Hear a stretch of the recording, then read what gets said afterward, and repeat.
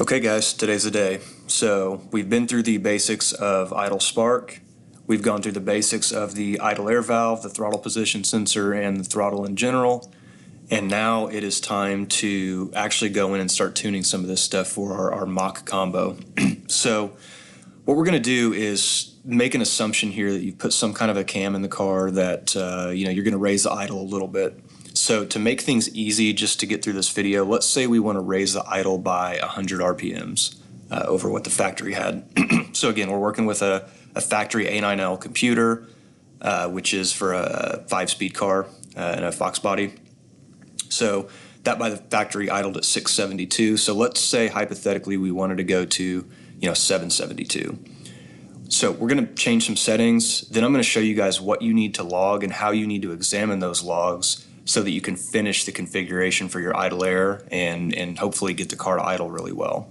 Okay, so the first thing you need to do is go into binary editor, go into your idle category, and go to your new base and DR base. This is kind of the starting point of everything. So, and it's important to keep in mind, whatever you decide to set this to, pay attention to how many RPMs above or below the factory you're going, because there's several other numbers we're going to change in a minute that we want to increase or decrease by the exact same amount of RPMs.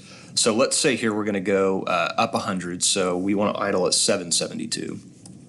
So of course we start here and here. Now one of the things you'll notice, and this is just kind of the way that things are rounded in binary editor with certain properties, you may not always be able to put in the exact number. It may round up or down a slight hair, so this is close enough, but let's just pretend like this was exactly 100. So we're going to set these two first, and again with the 5-speed car, your idle and drive and neutral should be the same.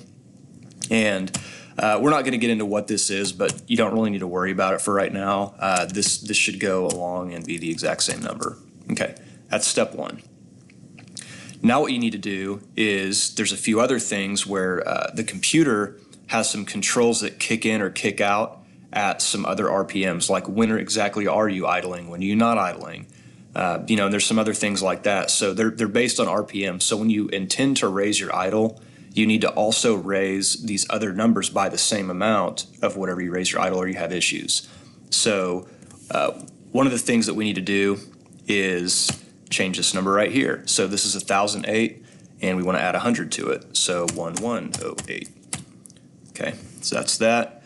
And then we're going to jump over to this other category specifically under ISC, and there's a few here. So this is one that you can actually leave alone. This is just a failure, basically saying if your throttle position sensor and your MAF have both failed, what RPMs do you want to try to target just based on the idle air valve? And this is about what we want anyway, so we'll leave that alone. Okay, and then we go down here. So this is another property we need to increase by the same amount. So it's 850 now. That will go to 950. And then we've got another one here. Same thing, 824, we're gonna go to 924. And then we scroll down, and that should be everything we need to do here. Okay, so those are some basic things you need to change. Now there's a few of these tables in here that we need to get into and make some changes as well. So the first one is this ISC adder. If you remember in the last video, we talked about what this is. This is saying that when your car is essentially getting under speed, you're dropping below your desired RPMs for whatever you're setting it at, and the computer wants to try to compensate that to lift it back up so the car doesn't die. This is adding extra idle air at some lower RPMs to try to not let it die and try to, pep it back up. So what I would recommend you do as a starting point here is leave all of this stuff alone, but take all of these non-zero and non-max values here, so basically the 3 in the middle, and increase all of these numbers by the same amount. So there's actually a shortcut here when you want to do multiple. You can just hit add, subtract, multiply, divide, or set, and you can just put in a number. So if I want to add 100 to all of these, I can just do that, type in 100, and that'll update all of them at once. Okay. So, we did that because, again, if we intend to have a higher than factory idle, we don't want to let it wait till really, really low RPMs to try to compensate because it will already have swung too far low and it won't correct. So general rule of thumb, just increase these RPMs by the same amount. Okay, moving along here. The next place that we need to update, and just working my way through, is this guy right here. So again, there's also, we talked about the gain for that idle air valve. So when you're under speed or over speed, this is sort of how fast it's trying to ramp in some of that air or take some of it back out. We talked about the V shape to this curve here, where if everything's idling happy, and remember factory was 672, then the ramp rate is just normal. But when you start to get over speed or under speed, it operates a little bit faster. So same thing as the last table, we need to take all of the non-max and non-zero values for the RPM column and increase these by the same amount. So we'll add 100 RPMs there, and that should be okay. And just stepping through, make sure I'm not missing anything here. Yeah, okay, we're good. So that's the first part that you have to do. Okay, so at this point, we should be in a state where we can try to run a data log and go check a few things, because there's some more numbers we got to plug in, but we don't know what to do with them until we've done some data logs. And really the main things that we're trying to dial in now are going to be this table, where we're telling it how much air does the engine need to maintain a steady RPM state at various RPMs. We're going to have to do data logging to figure that stuff out. And then there is also something down here that we talked about in the last video, this guy right here. So once we figure out how much air does the engine need to maintain a steady state, then we have to figure out, well, how much air is getting in through the throttle body already versus how much needs to come through the idle air valve. And until we start doing some data logging, we don't know how to set this. So we've really changed everything in the tune we can just to raise our RPMs to where we want them. Now it's time to data log. Now, the important thing here before you do this is, number one, what we're going to measure is very sensitive to your air conditioning, and if you're running electric fans, it's going to be very sensitive to that also, because when your fans kick on and your AC kicks on, there's additional load put on the motor, and so there's additional air requirements to maintain that steady state. And there's other compensation factors in the tune that maybe I'll cover in another video that will help pep things up under those conditions. So while we're measuring this right now, we want to make sure that the fan stays off and that the air conditioning stays off. Air conditioning you control with the switch, that's not a problem. Depending on your electric fan setup, if you even have an electric fan, some people have standalone controllers that are based on a thermostat. So, maybe you can increase the thermostat so it doesn't kick on as soon. Or sometimes there's a fuse you could pull to prevent that, or sometimes you have a manual override switch that you can just say turn it off. So it's one of those things, you just want to do whatever you got to do to keep your electric fans off. But that also means you need to pay attention to overheating while you're doing this, because we are going to have to let the car idle for a bit. It needs to be up at full temp. So some cars, just based on their cooling system, if you're not beating on it too hard, or maybe it's not particularly warm outside, they won't necessarily overheat, or maybe even put a box fan on it or something, as ridiculous as that sounds. Just try to keep the temperature relatively consistent. Don't overheat, but you don't want the factory fans or the car's fans doing that for you. Okay, so you got to get the car up to operating temperature. Make sure your AC and your fans are off.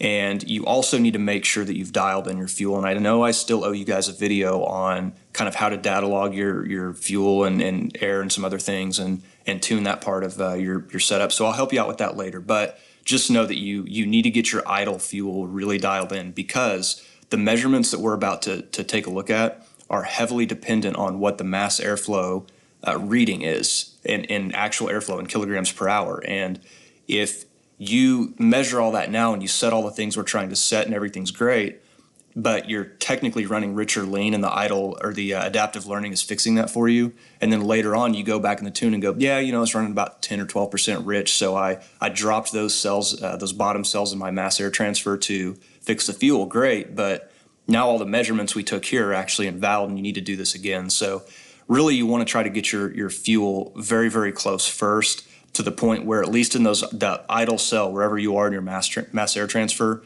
you're not really tinkering with those values much anymore. I mean, if you need to adjust them, a couple percent here and there, that's fine. But if you're drastically off by 10, 15, 20%, and you're going to change it later, you need to change it now, and then you can come back to this. Okay, so just kind of going back over here to this checklist. So no vacuum leaks, that's super important. Get your idle fuel close, car up to operating temperature.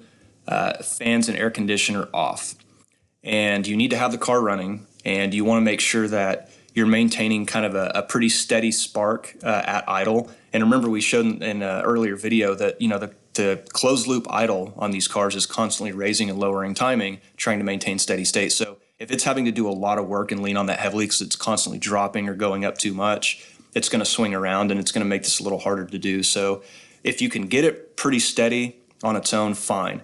Here's a trick if you can. If you start data logging and the spark's just swinging around all over the place, there's kind of two options. One is that you can actually pull the spout connector off the distributor, and then you can manually set your timing up to about 20 degrees there, which is roughly the middle ground of where the factory setup is going to be anyways when the computer is doing timing for you. So you can lock your timing at about 20 degrees. That way it's at least not moving up and down, and it's roughly where the computer would put it. Or you can leave your spout in, but you can go into your spark tables for your idle spark, and you can make some changes here. So if you wanted to do this in the computer and then change these numbers back later, you can just basically make sure that you set everything on this right-hand column of your neutral and drive RPM error to whatever your zero value is here. So if it's 0.648, set everything to 0.648 there, set all that to 0.648. Here it's 0.75, so set all that to 0.75, set that to 0.75, and run it. And now your spark won't swing around. But of course you want to put this back how it was when you're done with this, but that's another way you can kind of lock the idle timing out. You also need to make sure that your idle RPMs are steady and that you're actually achieving whatever your desired was that you typed in earlier for your new base. So we put it at 772. So when you're logging it, obviously if you're not achieving that, if it's constantly staying low or high or swinging back and forth, that's not working either. So we need to make sure the idle RPMs are steady, and whatever your idle air duty cycle is, and you'll be logging that, and I'll show you that in a minute, you need to make sure that this stabilizes. And when you first turn over the key and you're kind of going through all this for the first time, you need to let it run for a while, because what you might see is that duty cycle starts at some value and slowly starts to creep up or down until it kind of gets to a steady state. And that's just because it's learning. The adaptives are kicking in. It's figuring out how much air does it need kind of on its own. But, until that starts to be steady, we don't really know what the measurements are that we're looking for. So that also is important to get there. So as far as the data log, the main things that you guys need to data log here, your desired RPM, your actual RPM, which is in, your mass air transfer value, your timing, and your ISC duty cycle. You can log whatever else you want, but these are the important things that we need to look at for making this adjustment. And so you can't see it, I don't have it turned on here, but this is at operating temperature, fan off, AC off, all the stuff we talked about. And in fact, this is just an old data log. So in this one, my desired RPM was 800. So it's close to what we're doing here, but this number should reflect whatever you put in that new base, and just make sure that stays there. So you can see we've got a flat line here, the yellow line, so it stays 800 all the way through. You look at our actual RPMs, and they're always going to swing up and down a little bit, but it's not doing anything crazy. I mean, if you kind of hover through here and just look at these numbers, it's targeting 800, and it looks like it's staying usually between about 780 and maybe 825. So that's really close. That's good. If you're swinging more than probably about 40 or 50 RPMs above and below constantly, it's probably your idle spark doing that. So again, that might be more signs that you need to lock out your timing to try to keep things a little more consistent, or that you might even need to run a little bit more timing for right now to try to smooth things out, but probably be okay here. Okay, so in this log you can see that that's in a pretty good state. So our desired and our actual are staying pretty true to each other.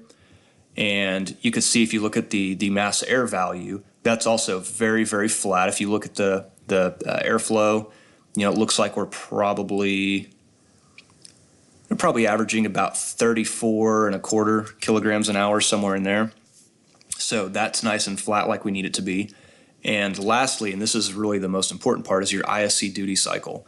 And from the last video, you remember we talked about the whole point of this is that you'll adjust that throttle set screw underneath your throttle body to try to get this ISC duty cycle where it's relatively consistent, and staying somewhere between probably 20 and 35%. And if it's going really low, that means you've opened up your airflow too much and you need to pull back on that set screw. And if this number is above 35 and the idle air valve's working too hard, then you need to open up the throttle stop to let a little more air come through the throttle body. But ultimately, if you can hang here for several minutes with all of these factors staying consistent, you've got that throttle set screw about where it needs to be. And you can see here my ISC duty cycle's very, very flat. It's staying about 32 to 32 and a quarter. That's nice and flat, and it's not moving around a whole bunch. So it looks like, based on this log, and I kind of just went through some old ones, this is a good starting point. This looks good to me. So now that you've achieved this, you've got your set screw on the throttle body where it needs to be, everything's nice and stable, and now you've got some good measurements. The first thing we need to look at is, what is your mass airflow average while you're at idle? And again, if I just kind of hover through this, you know, we could maybe even just say 34. It's real close, 34 kilograms an hour.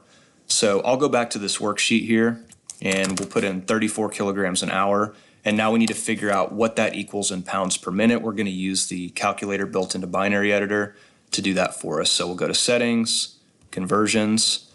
I'm going to put in 34. Measurement is kilograms per hour, and I would like to convert that to pounds per minute. We get our number. So that's the total amount of airflow coming into the engine at idle. And that's a combination of what's making it through the throttle body plus the idle air valve right now. All air getting into the engine, if you have no vacuum leaks, it all has to come through the mass air meter. So this is sort of the total airflow that it appears we need at 800 RPMs to maintain a happy idle. I'll round that up. That's basically 1.25. So we figured that out. Now, where's the idle air valve duty cycle? And it looks like it is hovering,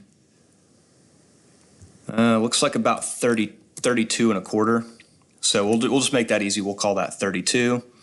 And so now what we have to do is we go back and figure out, well, at 32% duty cycle, how much air does that actually equal? Because what we're trying to figure out here is how much air is going through the idle air valve of this total amount here.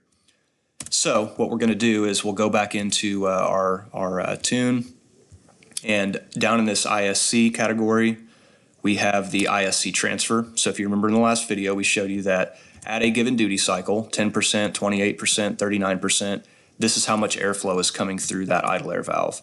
So what we need to do is figure out at our duty cycle, which right now is 32%, how much air is that? So we need to do the math. So basically 32% duty cycle is somewhere between here and here, which means the airflow is somewhere between here and here. And so the way I would do that is I'm going to open a calculator, and the difference of pounds per minute from here to here is 0.13. So I would do 0.13. And that's the amount of change over the course of an 11% duty cycle difference. So I will divide this number by 11. So that tells me for every 1% increase in duty cycle in this range, this is how much the pounds per minute is increasing. And if we are at 32% duty cycle, that is 4 more than the lower entry here at 28. So 32 minus 28 is 4. So I want to take this measurement and multiply it by 4. And then I want to add to that the initial measurement we had at the bottom 28% entry, which was 0.12. So we will add 0.12, and that is how we calculate the pounds per minute of air coming through our idle air valve right now. And I'll just round that up and call that 0.17. So now you can see that we're getting the same unit of measure here. And now we've figured out total airflow the computer needs to maintain idle, and how much of that is getting through the idle air valve, which then tells us how much is getting through the throttle body.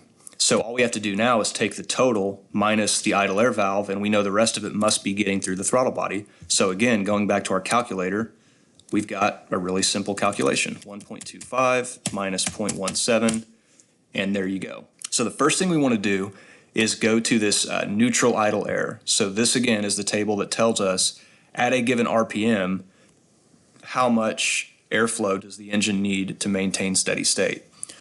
And what the factory does by default is they put an entry at the exact idle RPMs they're trying to achieve, and then they've done a measurement there. So I know we were setting this to 772 earlier, even though that data log was based on 800, but this is all conceptual. So let's just pretend like these were all the same. So this is what we were targeting as our desired, and if we measured the total airflow we needed was 1.25, then that's what we need to plug in here.